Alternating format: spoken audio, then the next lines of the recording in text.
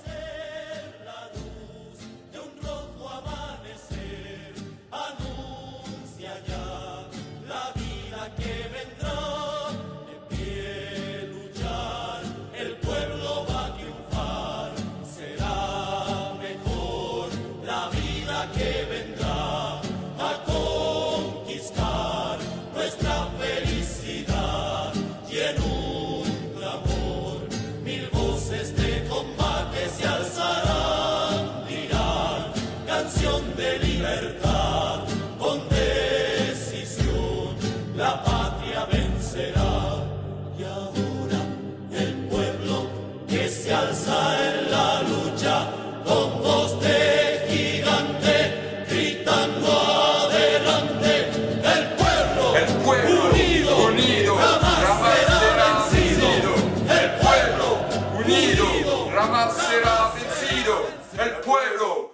vencido, jamás será vencido. Rebonsoir, revoilà après avoir vu les images des luttes passées. Voilà, maintenant là il va en avoir une grosse à mener. C'est demain, c'est à partir du 10 au soir et ça concerne le projet de loi à l'Assemblée nationale numéro 1468 que vous pouvez retrouver sur intranet. C'est disponible auprès de tous.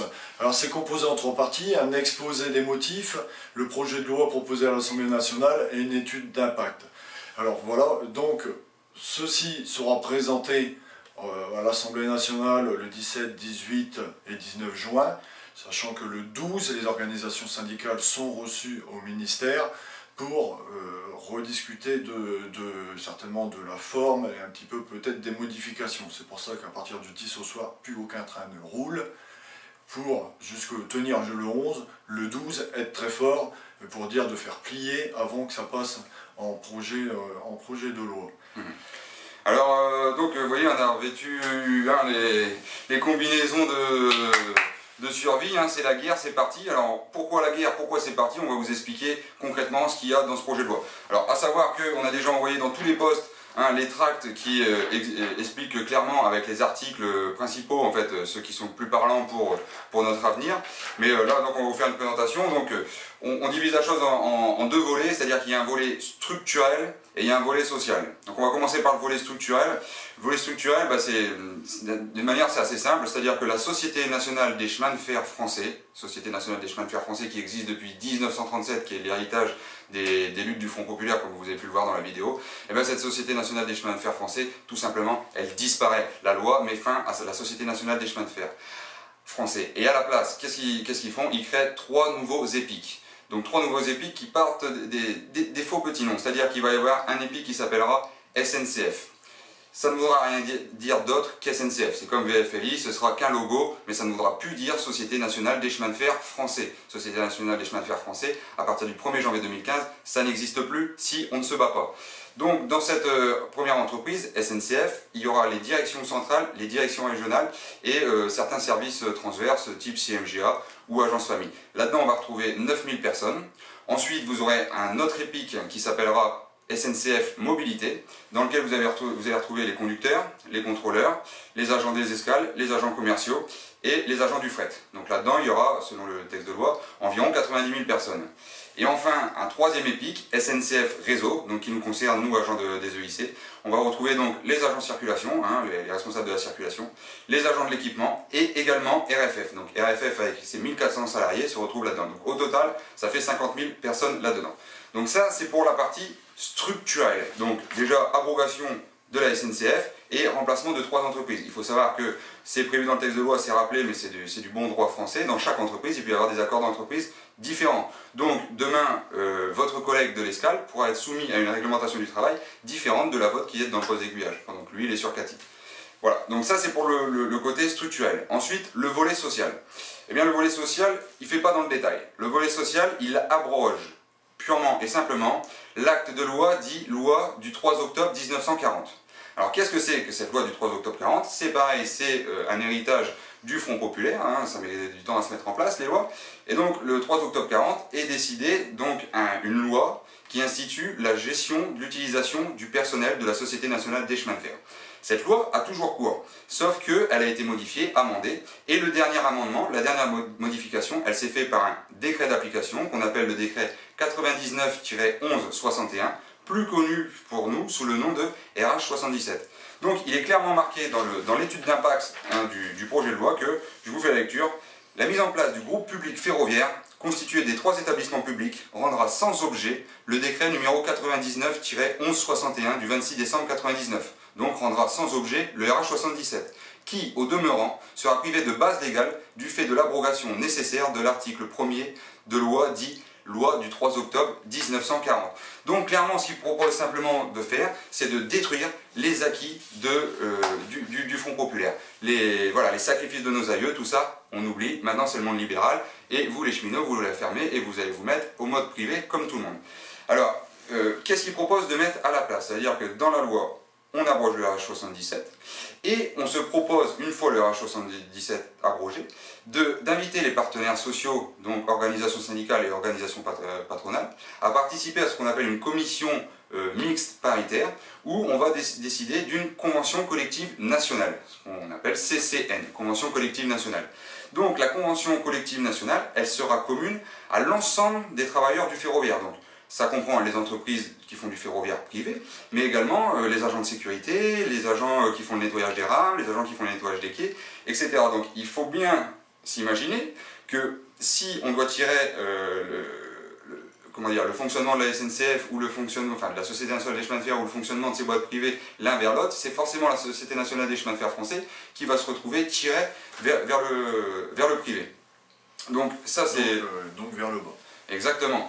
Donc RH77 abrogé, oui, mais pas seulement. La seule réglementation qui reste applicable, c'est le statut. La direction a joué là-dessus avec une manipulation, parce que pour tout salarié, le statut, c'est l'ensemble de la réglementation du travail. C'est notre nombre de repos, c'est notre temps de travail, c'est le nombre de congés, les différents congés qu'on peut avoir. C'est le fait que lorsque notre poste il est supprimé, on ne se retrouve pas à Pôle emploi, mais qu'il y a le RH910 qui s'applique, que si on ne trouve vraiment pas de poste, on va à l'EME, qu'il y a des ITT. Tout ça, pour les gens, ça fait partie du statut. Or, le statut, c'est le RH001, statut du personnel. Donc là-dedans, on retrouve quoi? On retrouve les conditions d'entrée au cadre permanent, on retrouve la grille salariale, on retrouve les processus d'énotation, on retrouve les sanctions, on retrouve les conditions de cessation de profession, donc départ en retraite ou autre, et on retrouve également la caisse primaire d'assurance maladie et de retraite.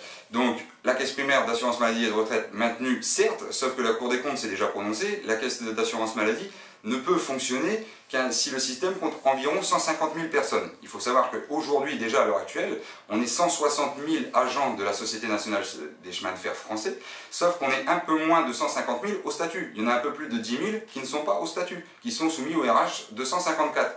Donc on est déjà en dessous des 150 000, et là, clairement, avec le projet qui nous divise en 3 entreprises, et dont le but est l'autonomie financière et l'amélioration des finances pour payer les banquiers, hein, forcément, la caisse d'assurance maladie risque d'en pâtir. Parce que ce qu'il faut rappeler, et c'est la base de tout ce projet de loi, la seule chose pour laquelle ils arrivent à justifier ce projet de loi, c'est une dette de 40 milliards. C'est-à-dire que RFF a aujourd'hui une dette de 40 milliards sur le dos, dette héritée depuis 1997, sa création à la réalité de la dette de l'infrastructure qui a été transférée de la Société nationale des chemins de fer à RFF. Elle était à peu près de la moitié à l'époque, elle a doublé depuis 1997. Et ils disent qu'aujourd'hui, si on ne fait rien, eh bien la dette va augmenter de 1,5 à 2 milliards par an. Entendez bien, 1,5 à 2 milliards par an. Alors eux, dans leur projet, ils expliquent clairement comment ils vont récupérer ces 1,5 à 2 milliards par an. D'une part, le fait de mettre RFF avec la gestion de l'infrastructure, donc avec les agents de circulation et également avec l'équipement, ils estiment qu'au niveau des coûts de gestion, ils vont gagner à peu près 500 millions d'euros par an, donc 1,5 milliard. En plus, il faut savoir qu'aujourd'hui, RFF rembourse les banquiers par rapport au péage qu'elle fait payer, que les compagnies reportent sur les usagers du service public. Mais en plus, ce qui sera permis demain, c'est que SNCF Mobilité, lorsqu'il fera des bénéfices, il les transférera à SNCF, qui, elle, pourra faire des dotations à SNCF Réseau. Donc, par rapport à la situation actuelle, aujourd'hui, lorsque l'entreprise Société nationale des chemins de fer français fait des bénéfices, vous l'avez déjà vu, hein, il y a des dividendes qui sont reversés à l'État, ils sont à hauteur de 350, 450, 600 millions d'euros chaque année.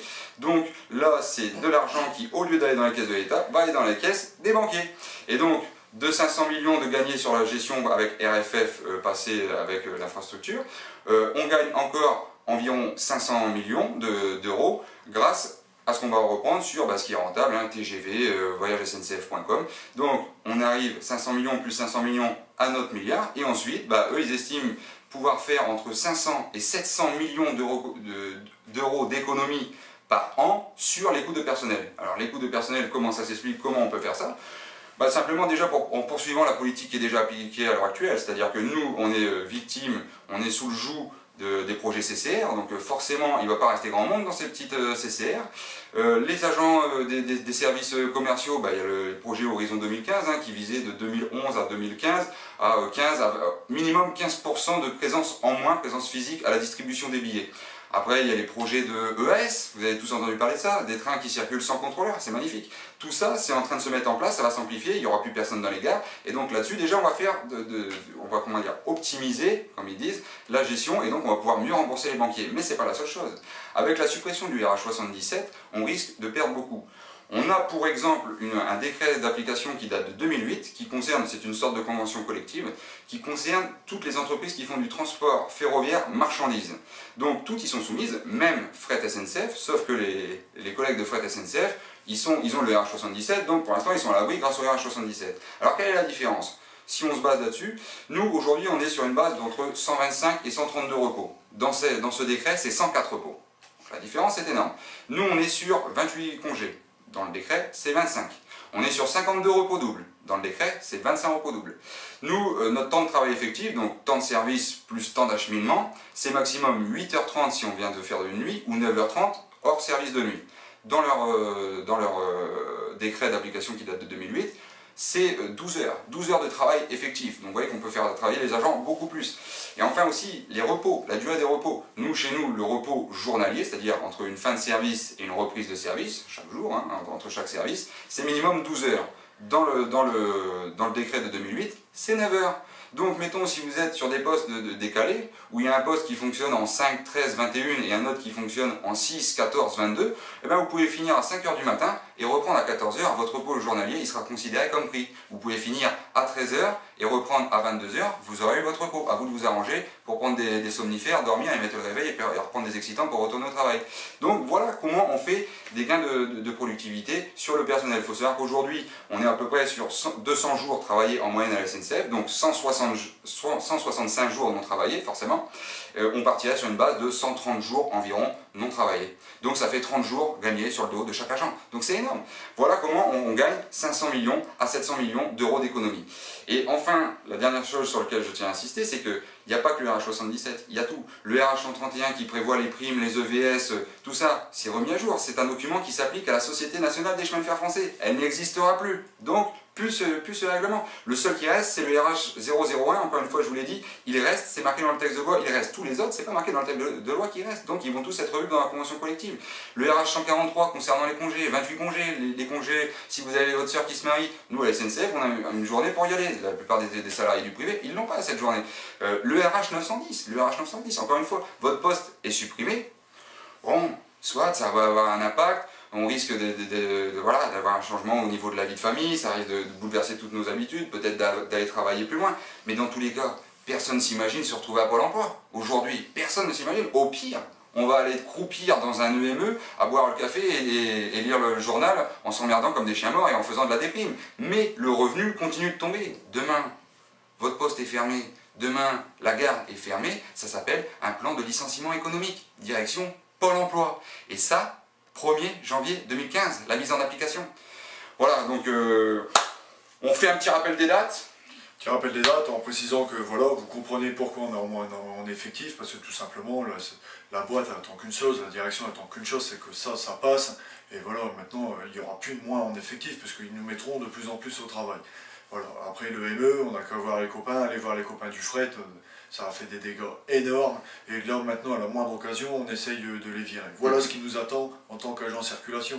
Regardez à Creil, 81 bonhommes, d'ici 3 ans, ils vont aller où? On ne pourra pas, projet de loi s'y passe. Voilà. Plan de licenciement économique. Plan de licenciement, Aulnay, Mitry, Roissy, Paris-Nord, il y aura trop de monde pour aller dans la CCR. Donc hop, ils auront le droit aussi. Alors attention, c'est une bombe. Une bombe qui se mettra en place au 1er décembre 2014. C'est demain, 1er décembre 2014, le logo SNCF sera mis en place. Voilà, ça sera la marque au 1er décembre 2014. Ensuite, au 1er janvier 2015, la loi s'appliquera. Donc ce qui sera présenté 17, 18, 19, c'est au 1er janvier 2015 où elle s'appliquera. Pour le RH077, au plus tard, au 1er juillet 2015, il faudra que la nouvelle convention collective nationale soit appliquée. Sans quoi, ça sera le code du travail. Tout ce qu'Arnaud a dit, si on ne se bat pas pour garder notre RH077 ainsi que les autres RH, au 1er juillet 2015, s'il n'y a rien d'autre, c'est le code du travail, tel qu'Arnaud l'a exprimé, en termes de congés, de repos, etc. Que... Là, c'est là où on en sera. Donc c'est demain. Donc c'est demain, la date elle est très rapide, c'est pour ça qu'on fait une vidéo. Dès dimanche soir, allez hop, on y va, on est en grève. On tient jusqu'au 12 pour être nombreux et de plus aucun train de route jusqu'au 12. Présentation des OS qui iront voir le ministère du Travail. Ensuite, on va expliquer les modalités. Il y aura un préavis de grève également de 59 minutes pour pouvoir tenir jusqu'au 17. Et si le 12, le ministère n'a pas compris, et bien le 17, on retournera très fort et pour dire que pendant que le projet de loi, on fasse encore pression pour dire que voilà, ça ne passe pas, que les députés votent contre. Et puis, petit rappel quand même des luttes qui ont déjà eu lieu, hein, parce qu'il faut savoir que donc, au mois de juin 2013, il y a eu une grève qui a été fortement suivie, pas forcément sur le lycée Paris-Picardie, on n'avait pas fait très fort, hein, je crois qu'on était autour de 1%, mais bon, passons, mais au niveau national, 40% de grévistes. Le 12 décembre 2013, on est descendu entre 20 et 23% de grévistes au niveau national, nous on devait être à 0,71%, donc on commençait vraiment à s'inquiéter, le mouvement descendait au niveau national, et puis nous au niveau de l'EIC, apparemment personne n'entendait le message, ne lisait nos tracts ou nous écoutait pendant qu'on faisait nos tournées. Et donc là on a quand même une bonne nouvelle, c'est-à-dire que le 22 mai, donc là, hein, il y a 2 semaines, donc le 22 mai, il y a eu un préavis national, mais uniquement sur les services communs, donc CMGA, Agence Famille, et sur les services commerciaux. Donc en gros, tout ce qui, on va dire, bloque les trains, hein, forcément, tous ces métiers-là, ils sont essentiels, hein, c'est pas la question, mais tant qu'il y a des conducteurs, tant qu'il y a des contrôleurs, tant que les agents du matériel sortent les machines, et tant qu'il y a des aiguilleurs pour ouvrir les signaux, techniquement, ça circule. Sur tous ces métiers fondamentaux, il n'y avait pas de préavis de grève. Nous, à l'EIC Paris-Picardie, on a déposé un préavis de grève que vous avez suivi plutôt pas mal. C'est-à-dire qu'il y a eu 128 D2I. Au final, il y a eu 148 grévistes, donc il y a eu des cadres également, et on les remercie, ces cadres qui ont fait grève, plutôt que les cadres qui remplacent les grévistes, qui du coup perdent leur argent pour rien, parce que leur grève elle sert à rien, vu que les trains n'ont pas été bloqués.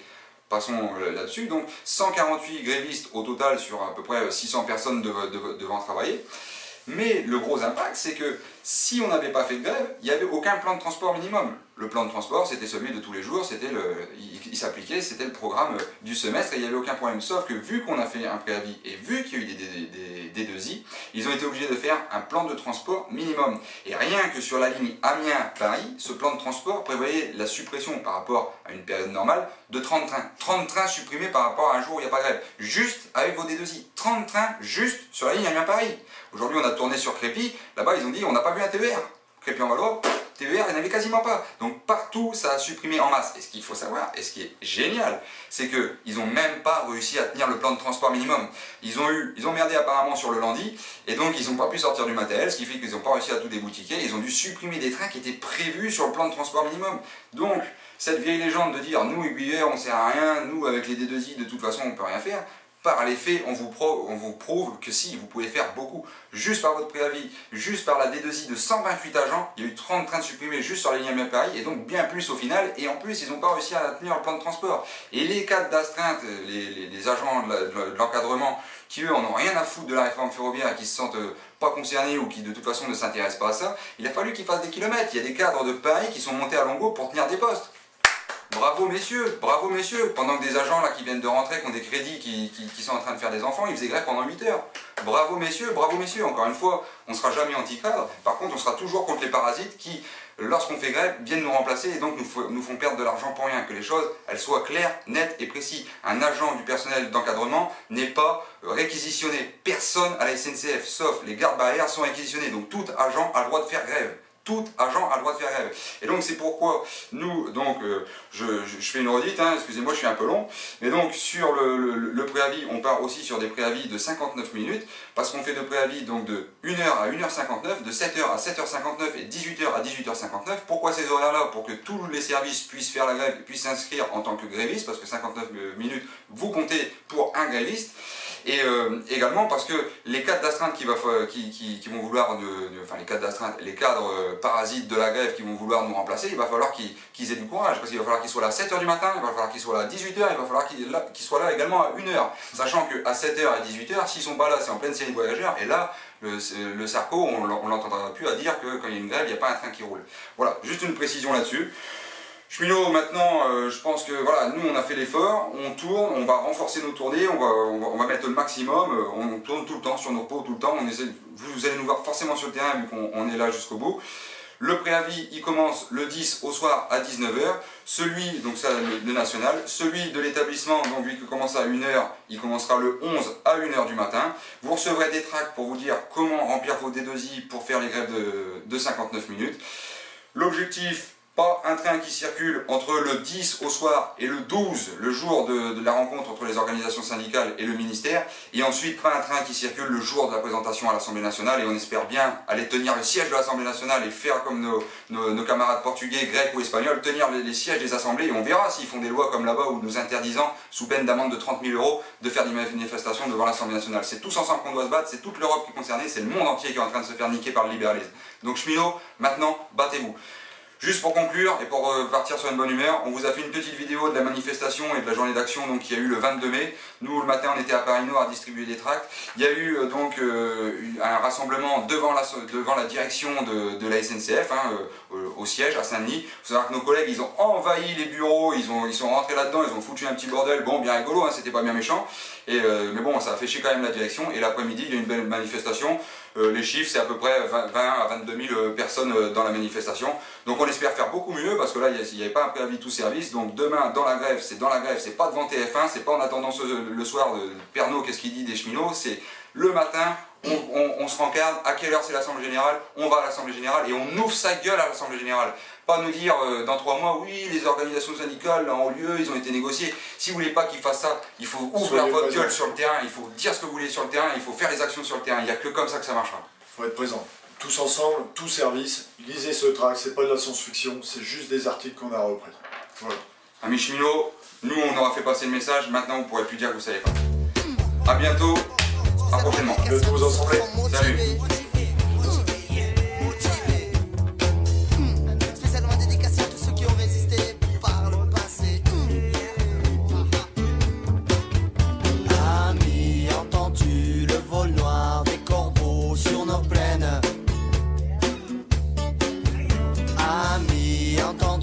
Les cris sourds du pays qu'on enchaîne. Oh ouais, partisans, ouvriers, paysans. Écoute mon son, je tonne. Tiki sur le mec, ça fait bonne. Il veut pas le prendre, ils sont con. Tiki sur le mec, je suis de la fond. Ouais, ainsi, fond. Cassez-vous de là, si vous êtes pas content. Wesh, c'est Tiki, oh mec. Quand on c'est easy, oh night. Wesh, je vais revenir la night. On a gagné. Il faut se motiver. Soyons motivés. Motivés. C'est nous qui brisons les barreaux des prisons pour nos frères. La haine à nos trous, c'est la faim qui nous pousse la misère. Il y a des pays où les gens au creux des lits font des rêves. Chantez compagnons dans la nuit, la liberté vous écoute. Motivé, il faut rester motivé. Sur le microphone, écoute mon son, je tonne. Tiki sur le mec, ça fait bonne. Il veut pas le prendre, ils sont con. Tiki sur le mec, je suis de la fond. Ouais, ainsi, fond. Cassez-vous de là si vous n'êtes pas content. Wesh, c'est Tiki, oh mec. Quand on c'est easy, oh night. Wesh, je vais revenir la night. Ami, si tu tombes